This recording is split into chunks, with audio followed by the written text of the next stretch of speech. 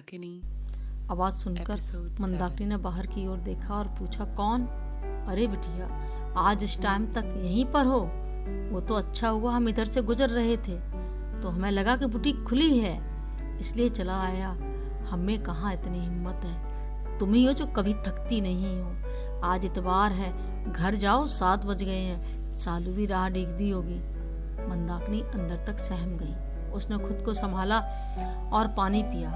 पलकें झुकाई, नजरें चुराकर वह शटर गिराने लगी। तभी भजन काका कहने लगे, काहे बिटिया, कोई बात भई का? लगता है कि तुम रोई हो। नहीं नहीं काका, वो आंख लग गई थी। अच्छा अच्छा कहकर मनु तेज कदमों से बाहर चली गई। अब बुटीक बंद करने का काम भजन काका ने पूरा किया। रास्ते भर मनु बहुत घबराई हुई थी। वो अच्छी तरह से जानती थी कि शांतनु बेटियों को कभी प्यार नहीं करेगा, बल्कि वो देविका से ज्यादा डरी थी। उसे लग रहा था कि पता नहीं अब कौन सी तंत्र विद्या का प्रयोग कर न दे। न जाने कैसे कैसे विचार आ रहे थे। कोई न कोई कारण तो है, तभी देविका चाहती है कि मैं उसके कपड़े सिलूं। उफ, तब तक घर पहुंच गई। उसने अपनी दोनों बेटियों को देखा और अपने सीने से लगा लिया। तब जाकर कहीं तसल्ली हुई। आज रात मंदाकिनी को नींद नहीं आई। अगले दिन सोमवार था। उसने सुबह सुबह एसटीडी बूथ से रामचरण जी को फोन पर कहा, काका मुझे देर हो जाएगी, मैं शालू और सानिया को लेकर शिवाला जा रही हूँ। कहकर मंदाकिनी ने फोन रख दिया। एसटीडी बूथ से जब बाहर निकलने लगी तो सानिया ने पूछा, माँ हम कहीं और भी जाएंगे?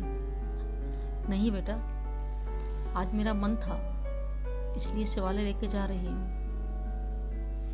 लेकिन एक बात बतानी है आपको, 1-2 दिन में आपके पापा आपसे मिलने आने वाले हैं। शालू ने खुश होकर पूछा, माँ क्या वो आपसे नहीं मिलेंगे? मंदाकिनी ने हंसकर कहा, नहीं बेटा, मुझसे भी मिलेंगे, पर पहले वो आपके पास जाएंगे, आपको स्कूल से लेकर फिर बुटीक पर आएंगे। सानिया ने धीरे से प्रश्न किया, माँ क्या इस बार पापा घर आएंगे? 1 मिनट के लिए तो मंदाकिनी चुप रही, फिर उसने संजीदगी से उत्तर दिया, सानिया बेटा अभी उनको बुलाना ठीक नहीं है। हमारे पास टॉयलेट और बाथरूम की व्यवस्था नहीं है और वो भी बहुत व्यस्त है, मेरे पास भी बहुत काम है। उस समय तो सानिया चुप हो गई, पर वह सच्चाई जानने लगी थी। उसके नन्हे वाले हृदय में अपने माता पिता के रिश्ते को लेकर शंकाएं जन्म लेने लगी थी। आजकल बच्चे बहुत जल्दी समझदार हो जाते हैं। अभी वो मंदिर के रास्ते में ही थी कि अचानक पीछे से कोई आवाज सुनाई दी, रुको, सुनो, तुम मंदाकिनी ही हो ना? किसी महिला ने पूछा। मंदाकिनी ने हैरान होकर पीछे देखा। उस महिला ने जी कहीं जवाब दिया, अरे बेटा, तो मैंने आपको पहचाना नहीं, तुम तो मुझे जानती ही नहीं हो, पर तू बिल्कुल वैसी की वैसी है, अपनी माँ की तरह। वही सुंदर लाल सेब जैसे गाल, बड़ी बड़ी आंखें और वही अपनी माँ की मासूमियत। अरे आंटी ठीक है, पर आप मुझे अपना परिचय तो दीजिए, मंदाकिनी ने हैरानी से पूछा। अरे मनु, मैं तेरी माँ की सहेली हूँ, नीचे गंज बाजार में रहती हूँ, कई वर्षों से सोलन में रह रही थी, फिर सब कुछ छोड़ के आना पड़ा। उस अधेड़ आयु की महिला ने फिर से आंखें घुमाते हुए कहा, वैसे तो मेरा नाम सुमन है, पर तेरी माँ और नानी मुझे सोनू कहते थे, तू मुझे मौसी कह सकती हो।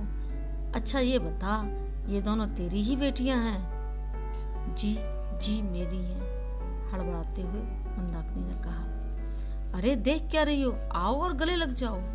सुमन की आवाज सुनते ही सालू और सानिया दोनों ही दौड़कर उनके गले में झूम गई, जैसे उन्हें आज कोई नया रिश्ता मिल गया था।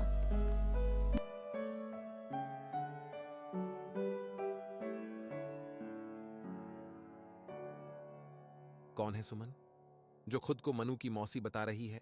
जानने के लिए बने रहे हमारे साथ और पूरी कहानी जानिए पॉकेट FM और प्रतिलिपि पे।